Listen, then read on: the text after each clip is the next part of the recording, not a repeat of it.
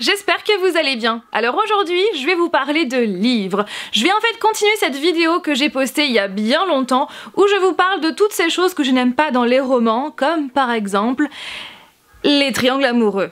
Ouais, hein, ça nous étonne plus maintenant. Donc aujourd'hui, je vais continuer cette vidéo, sauf que je ne vais pas vous parler des histoires de l'intérieur des romans, mais plutôt de l'extérieur. Voilà, de toutes ces choses que je n'aime pas sur les couvertures, les formats, tout ça, tout ça. Mais avant, générique.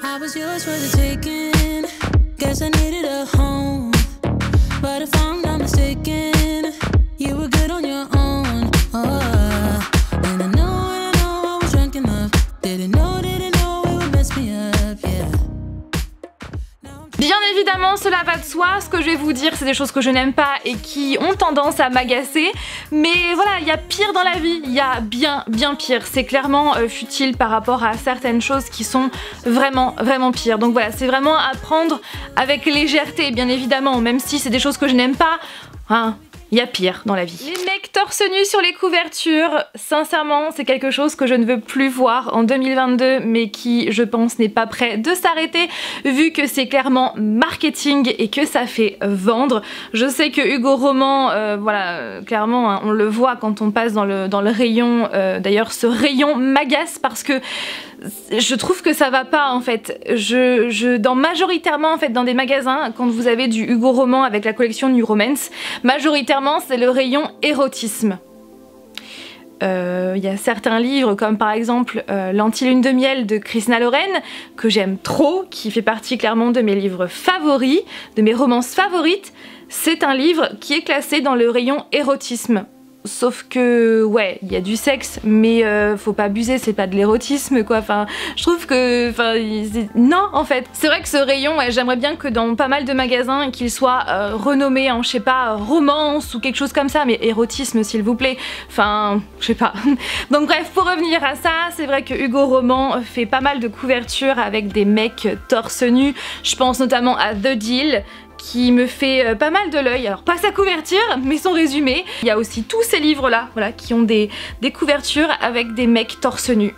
Voilà, clairement oui, c'est pour faire vendre, hein, c'est pour attirer les femmes, pour voilà, à lire ce livre, sauf que s'il vous plaît, c'est démodé, c'est vraiment démodé. Donc là je vous montre. En l'occurrence, c'est la saga Les Épreuves d'Hadès par Elisa Renn. Alors ce qu'il faut savoir, c'est que c'est une saga auto-éditée que vous pouvez retrouver sur Amazon.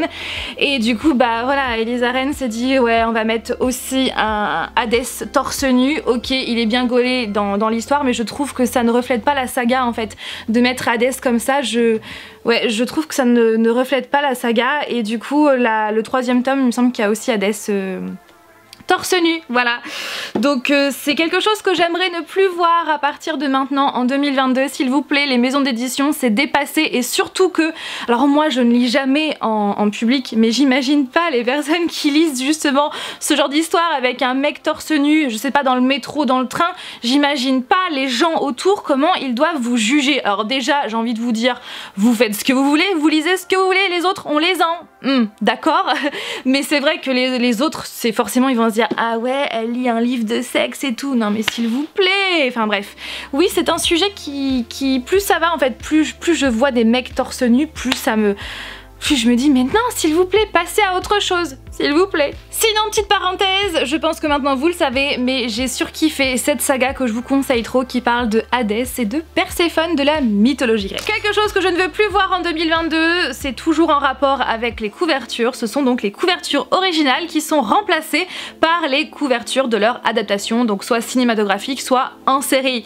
Ouais, c'est quelque chose que je veux pas voir en fait. Non, j'ai pas envie de voir. J'ai envie que les couvertures originales qui ont été inventées qui ont été choisies par l'auteur restent comme elles sont et non pas remplacées par les affiches de films ou de séries. C'est beaucoup trop dommage. Voilà, en voici des exemples et c'est vrai que c'est beaucoup trop dommage. Alors parfois vous avez les maisons d'édition qui ont envie de garder les couvertures originales, mais qui ont aussi envie d'ajouter la couverture de la série. Donc parfois ils rajoutent une dust jacket par-dessus pour, voilà, au moins en dessous vous avez la vraie couverture et par-dessus vous avez la couverture de la série et du film. Donc à la rigueur, À la rigueur, vous pouvez faire ça, mais s'il vous plaît, ne remplacez pas définitivement la couverture par l'affiche de la série ou du film, parce que sincèrement, on n'en veut pas en fait, on a envie de garder l'œuvre originale. Ça, c'est bien. Pour rester avec les couvertures, quelque chose qui a tendance à me saouler et qui est terriblement moche, ce sont les bandeaux. Ouais, ce petit bandeau, cet outil marketing qui bien souvent vous donne des informations sur l'auteur, sur l'autrice, sur la saga, bref, qui bah voilà, peut-être donnerait envie à la personne d'acheter encore plus ce livre. Moi sincèrement c'est quelque chose qui ne me sert à rien parce que pour moi c'est le résumé qui importe et la couverture aussi. Je sais que ouais, beaucoup sont comme moi, aiment aussi avoir une jolie couverture, mais des fois vous avez des couvertures moches avec des histoires juste incroyables. Donc voilà, clairement le résumé c'est ça qui importe, pas ce bandeau rouge criard, surtout que là il est collé, enfin il est intégré dans la couverture. Sincèrement ça gâche tout. Sincèrement, ça gâche tout. Et vous avez aussi la version, le deuxième cas de figure où vous avez le bandeau qui est rajouté par-dessus comme une dust jacket.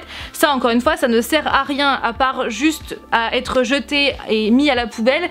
C'est gâcher du papier pour rien. Surtout en ce moment, on est en pénurie de papier. Donc non, sincèrement, arrêtez de faire ça les maisons d'édition. Autre point, autre chose que je n'aime pas en fait, c'est quand une saga que j'ai adorée, ou un livre hein, que j'ai adoré, que j'ai lu sur ma liseuse, et que voilà, je me décide à acheter en version papier pour l'avoir ou les avoir dans ma collection, et que je m'aperçois que finalement, eh bien, ceux ou ces livres ne sont plus imprimés et que bah, du coup je vais devoir passer des heures à les rechercher sur internet en occasion, ce qui a été le cas pour la saga Angel Fall par Susan E.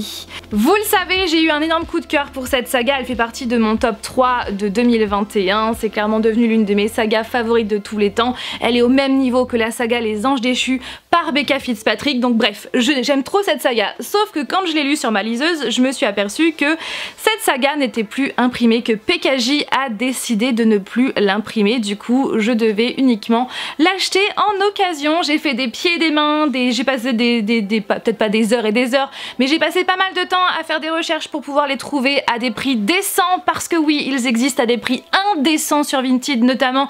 Ne vous faites pas avoir, vraiment cherchez bien avant de vous jeter sur le premier vendeur, parce que sincèrement certains abusent et n'y vont pas avec le dos de la cuillère, donc vraiment cherchez bien. Donc ouais, je trouve que c'est beaucoup trop dommage, notamment pour cette saga, que PKJ ait décidé d'arrêter de l'imprimer, parce que les personnes qui n'aiment pas lire sur liseuse vont passer à côté d'une saga juste incroyable, mais vraiment. Alors on reste avec PKJ, décidément je n'ai rien contre eux hein, parce que sincèrement ils font des histoires juste incroyables, c'est juste que bah pas de bol, ça tombe encore sur eux.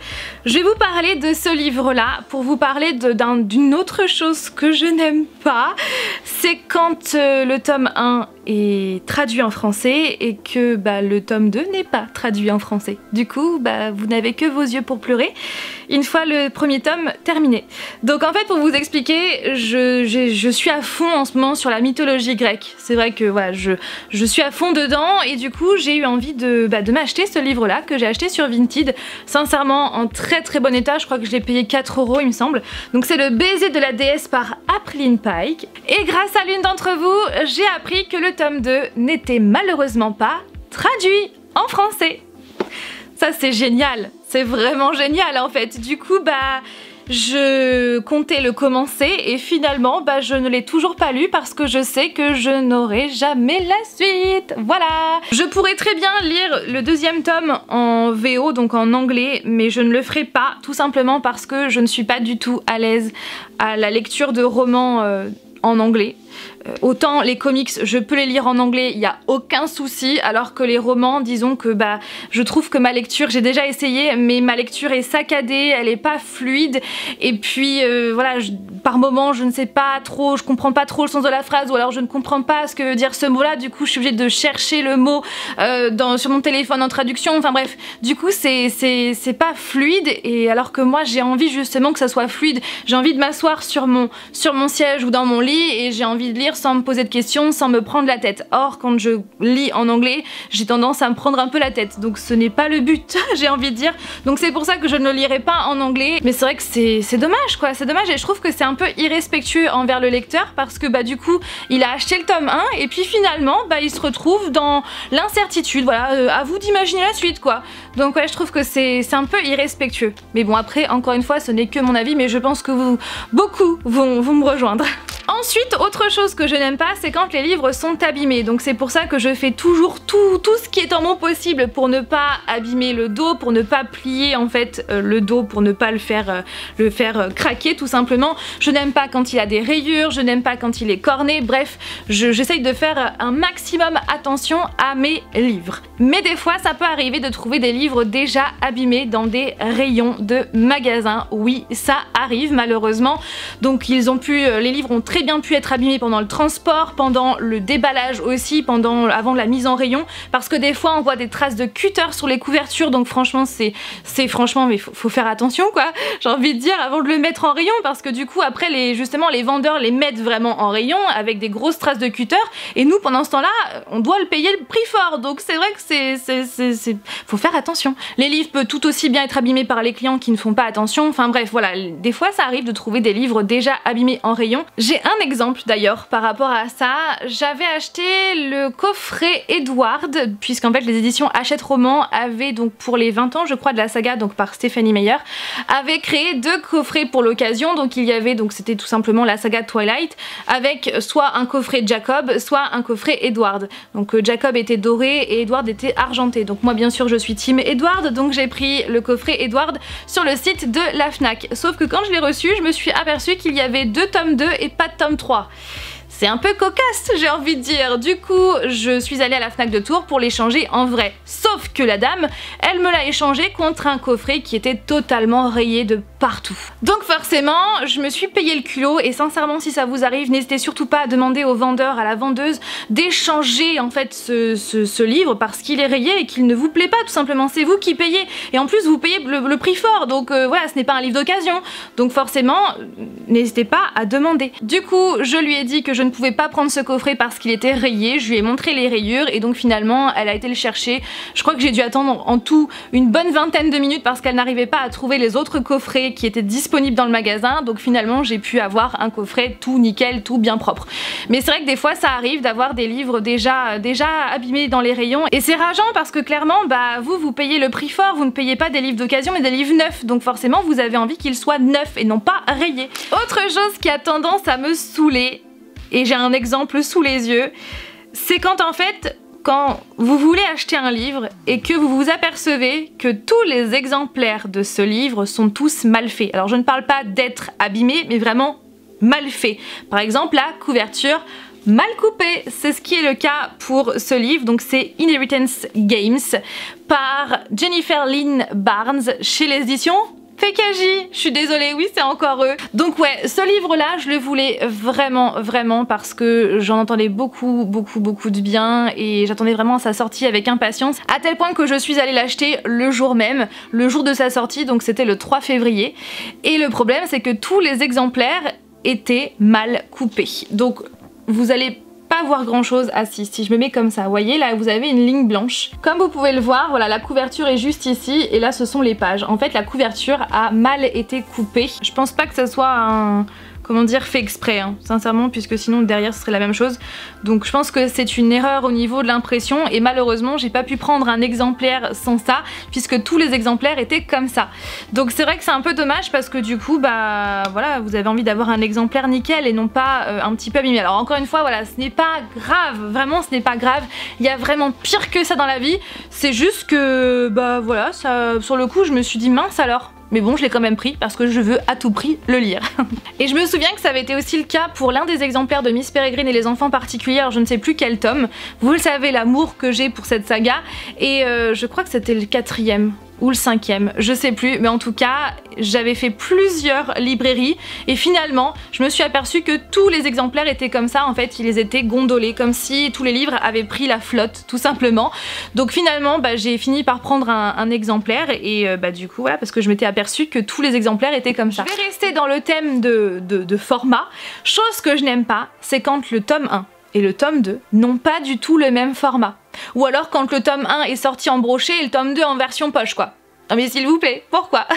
C'est vrai que c'est dommage parce que du coup dans la bibliothèque, je vais réussir à trouver mes mots, dans la bibliothèque du coup vous avez deux formats différents et du coup c'est dépareillé donc ça va pas.